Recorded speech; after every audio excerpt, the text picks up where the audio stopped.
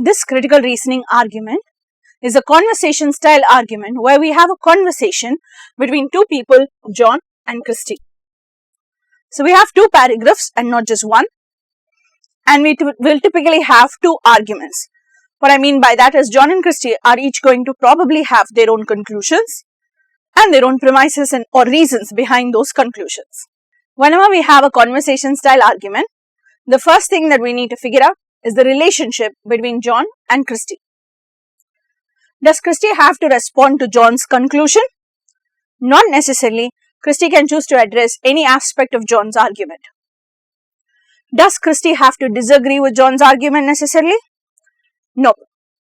Christy can choose to agree, extend, or just go off on a tangent as well, and not just disagree to John's points. Of course, she can choose to disagree as well, but it's not the only thing that Christy will necessarily do in the argument.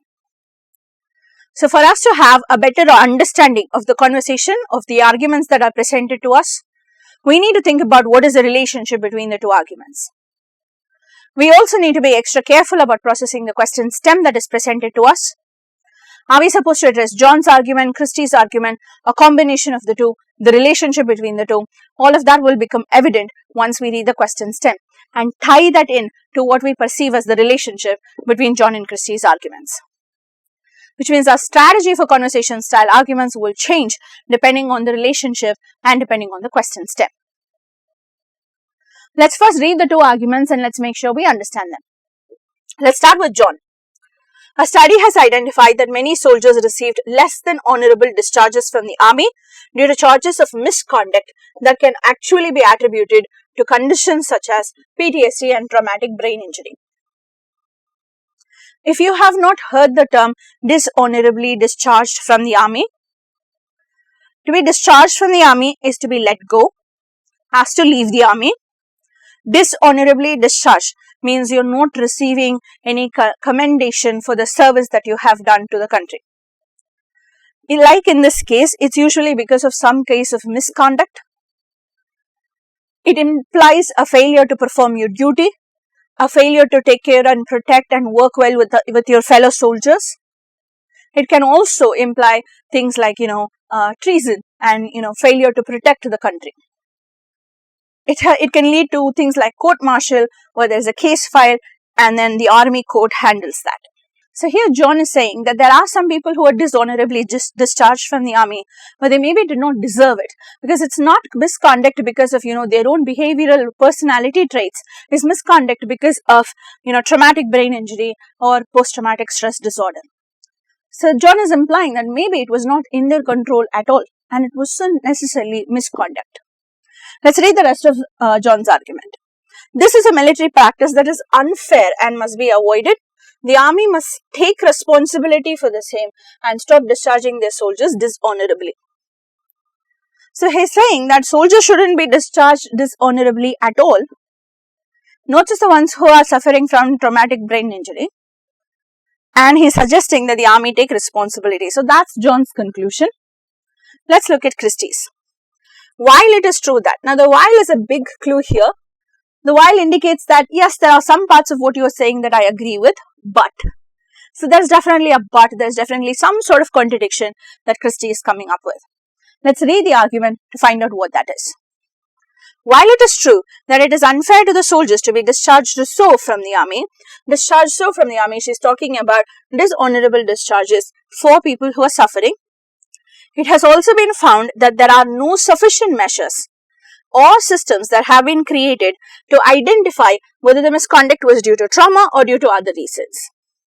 So if I can't differentiate, this is misconduct because of PTSD or severe brain injury and I need to be more forgiving of the soldier, or this is, misconduct because of bad behavior in the first place and therefore I need to punish this. There are no systems in place to differentiate at all. So if I can't differentiate, how will I know that these people need to receive consideration? That's the point Christie is raising there. Moreover, to enforce discipline in the ranks, so now she's giving a second reason. So she's saying that, it's not that the army has to take responsibility. She is disagreeing with definitely a part of the conclusion that John has put forth. which is focusing on, dishonorable discharges for people suffering from injury. Right, so we don't have measures and systems is one point, and then the moreover indicates she's coming up with a second reason. Moreover, to enforce discipline in the ranks, it's important for the army to follow a uniform rule. So, uniform rule is important, is the point that Christie is making, which means that somebody cannot receive special treatment. Alright, so now that we've understood the two arguments, let's look at what the question is asking us. Which of the following statements can Christie further add to her argument? Which means this is a strengthen question type where we are asked to strengthen Christie's argument because we want Christie to add it further into the argument. So bring one more premise, one more reason validating Christie's argument. That's what the question is asking us to do. So let's, just think about Christie's argument for a quick minute before we go into the process of elimination and look at the answer options. What are the things that Christie is saying? We don't have a system in place, right? And because we don't have a system, we cannot differentiate. We do not know whether it's happening because of trauma or because of, other personality or behavioral traits. If we cannot differentiate, then essentially she is implying and not saying it explicitly, then we cannot, if we can't differentiate the behavior, then we cannot differentiate the punishment or the handling of that behavior. Right? That's one thing that Christie is establishing. The other thing that she is establishing is that we need uniformity, and having that uniformity in the rules will lead to having discipline in the ranks.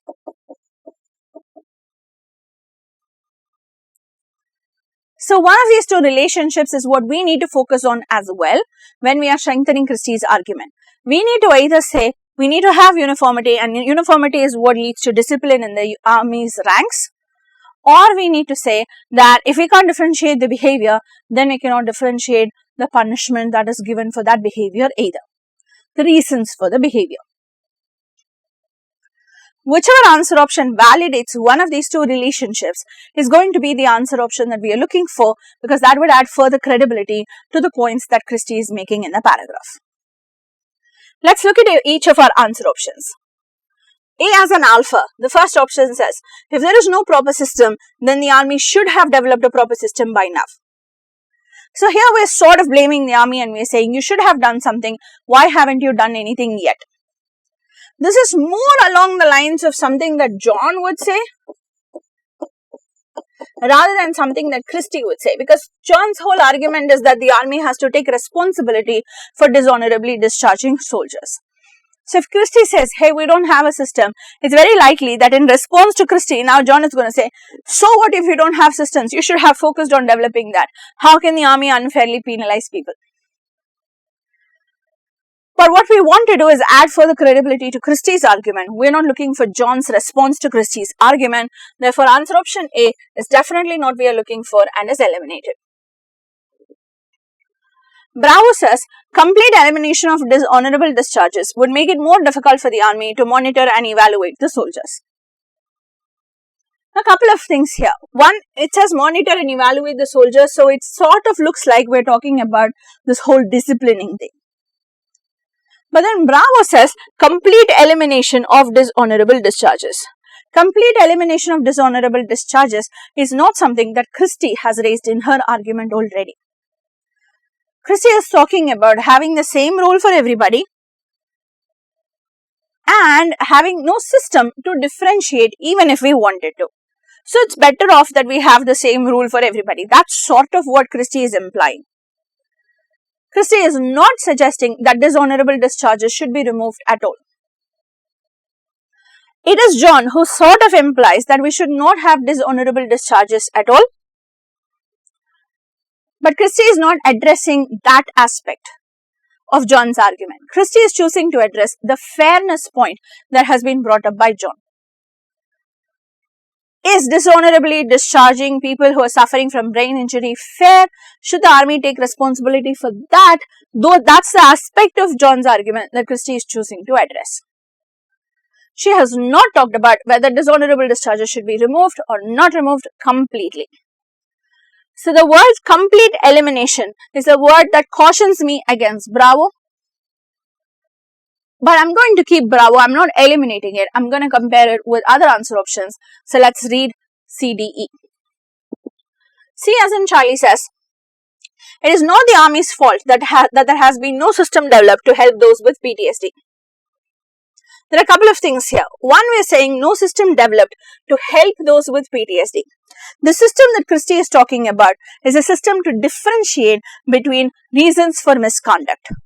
Is it a system to help people who have suffered injuries, mental or physical? No. That's not the point of discussion in Christie's argument at all. And Christie is not trying to say it's not the Army's fault or something that strong in her statement. So this answer option is a little bit of a deviation in some ways because it's talking about an entirely different system. And the whole focus is, should people be treated differently depending on the reasons for misconduct, which Charlie is not addressing. So C is not our answer either. D as in Delta. Studies have also found that showing consideration for some soldiers has led to others taking advantage, indirectly promoting misconduct. Now this says consideration for some soldiers. If I'm showing consideration for some soldiers, that means I'm treating the soldiers differently, so I no longer have uniformity. Now what happens if I don't have uniformity and I'm showing consideration? It has led to, so we have a causal relationship in the statement, it has led to others taking advantage, indirectly promoting misconduct, so my misconduct goes up. This answer option is clearly along the lines of the answer options of the argument that Christie has put forth. Because according to the last sentence of Christie's argument, you need to have uniform rules in order to bring about, in order to enforce discipline in the ranks and reduce misconduct. But now we have an answer option that says, the flip side to it. If you have rules if you have uniform rules, you can, maintain discipline. Delta says if you don't have uniform rules, it has been shown to actually lead to less discipline. Which is ultimately saying the same thing as what Christie is saying in the argument. It is giving us specific data through the form of these studies. So it adds to the claims that Christie is making by providing some facts. Delta looks like a very attractive answer option, definitely a better answer option than Bravo. Because it directly addresses exactly what Christie is talking about and not what John is talking about. Let's have a quick look at Echo. There have been instances when the Army has been able to identify the reasons for the misconduct and acted accordingly. So there have been times when the Army has taken appropriate measure. Now E seemingly says the same thing as Christie, because some people would look at E and go, oh, it's in support of the Army, and isn't that what Christie is establishing? Christie is establishing that there needs to be uniformity in the treatment of the soldiers. And that uniformity is what will ultimately lead to better discipline and less misconduct. The other thing that Christie talks about is the lack of a system to make that differentiation. Whereas in Echo, you're saying you do have the ability to differentiate, which is not exactly what Christie is saying. And when we say the Army has acted accordingly, it means the Army is changing the behavior as well. But then Christie is calling for uniform rules. So Echo seems like it's supporting the Army, but it's not. It's supporting Christie's argument, which calls for uniformity. So E cannot be our answer either, which means the best answer for this argument would be Delta.